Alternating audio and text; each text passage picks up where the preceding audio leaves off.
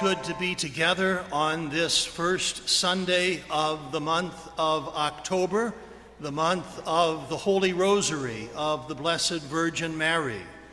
This month will also see the nationwide release of an important film called No Greater Love.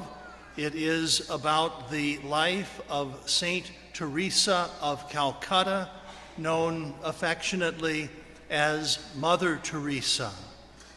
Mother Teresa spoke up in a powerful way about the dignity of the human person from the moment of conception until natural death. In a manner that was clear and compelling, Mother Teresa spoke frequently in the defense of the right to life of the most innocent human beings, namely unborn children. I have some quotes from Mother Teresa in the homily this Sunday. It's fitting that we talk about Mother Teresa on this first Sunday of October because for decades, Catholic churches in our country have kept this Sunday as Respect Life Sunday. And this Sunday is the first time we celebrate Respect Life Sunday since the overturning of Roe v. Wade.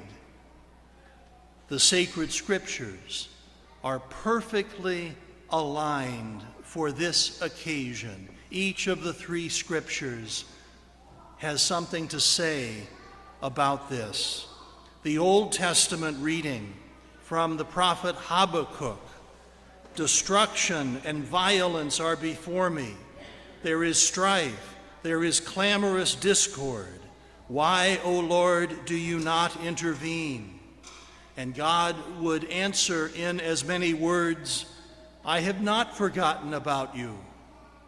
I know all that is going on. I will act. I will not disappoint you. Mother Teresa says, any country that accepts abortion is not teaching its people to love, but to use violence to get what they want. That is why the greatest destroyer of love and peace is abortion. End quote. Have we not seen that play out in our own lifetimes? Have we not seen an ever-growing callousness toward human life? One can find some very troublesome videos of school children being beaten mercilessly by their classmates, older people randomly being struck from behind and knocked unconscious, law enforcement officers taking serious fire from hardened criminals who often get by with only a slap on the wrist. A society that legalizes abortion as a means of getting rid of a so-called unwanted baby is a society well on its way to self-destruction. Mother Teresa said, please don't kill the child. I want the child. Please give me the child. I am willing to accept any child who would be aborted and to give that child to a married couple who will love the child and be loved by the child. End quote. In every age, God raises up saints.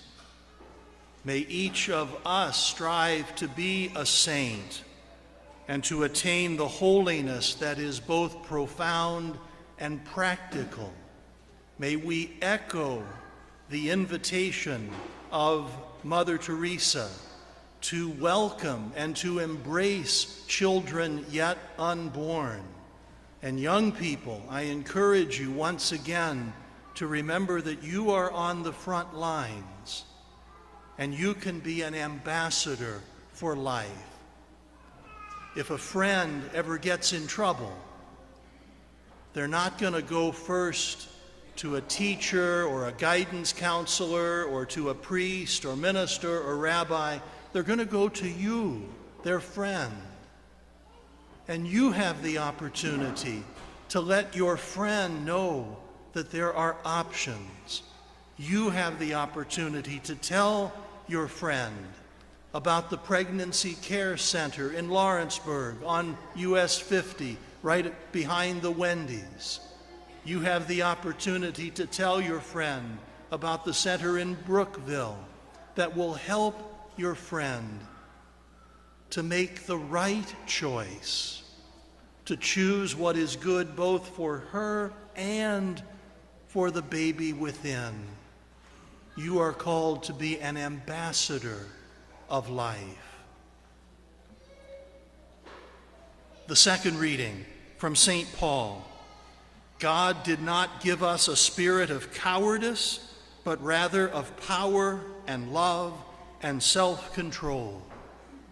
St. Paul writes these letters to St. Timothy, the one ordained to succeed him.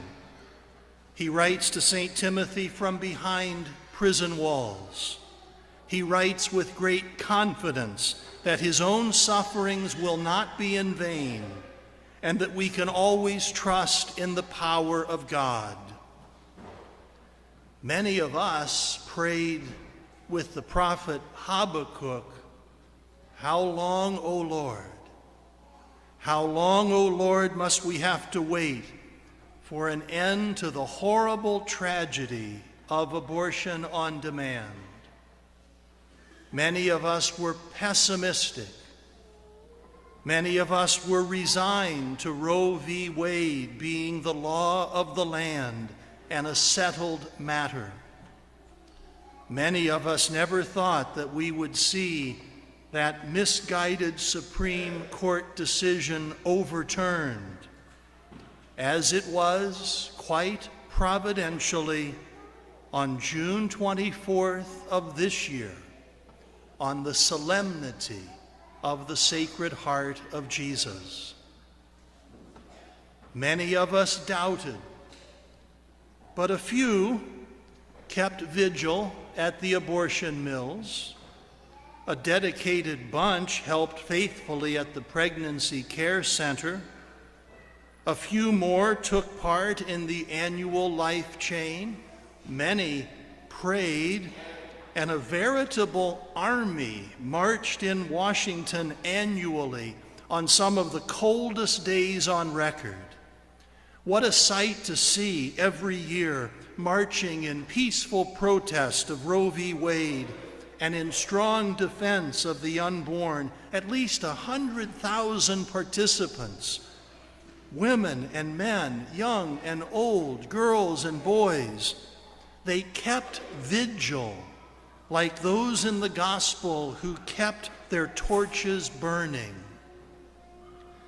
Mother Teresa said, "If you want a love message to be heard, it has to be sent out. To keep a lamp burning, we have to keep putting oil in it." These are words that are still true long after they were first spoken. Words that apply to us in our post-Roe v. Wade nation. We must continue to keep vigil at places that still perform abortions. We must continue to be attentive at the ballot box to ensure that we elect state legislators who will protect the unborn. We must continue to minister both to those who find themselves in trouble and to those who have made mistakes. God's grace has a way of penetrating even the most difficult places. May we be instruments of God's grace. And in the gospel, the strange parable about a mulberry tree being uprooted and planted in the sea. What on earth is going on here? Well, the mulberry tree is known for its deep roots. In the time of our Lord, laws were in place to keep a mulberry tree from being planted anywhere near a cistern, for its tenacious roots would do the cistern great damage. It's hard to imagine something so deeply rooted being easily uprooted and cast into the sea. Jesus tells us that faith the size of a tiny mustard seed makes anything possible, even the uprooting of the mulberry tree, even the uprooting of something so deeply rooted in our country as the culture of death. Mother Teresa urges us to pray for faith, even a little bit of faith, so that great things may happen.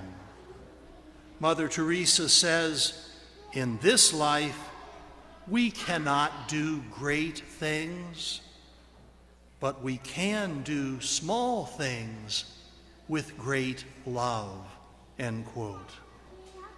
And the one who does small things well does a great thing. May we not put off until tomorrow what needs to be done today. I encourage your continued participation in the Respect Life movement. I urge you to do whatever you can to build up a culture of life. Mother Teresa urges us all, yesterday is gone, tomorrow has not yet come. We have only today. Let us begin, end quote. And when we find ourselves at the end of our earthly journey, and God willing, we stand before the pearly gates, wide open to us, may we say to our Maker, we are useless servants. We have only done our duty.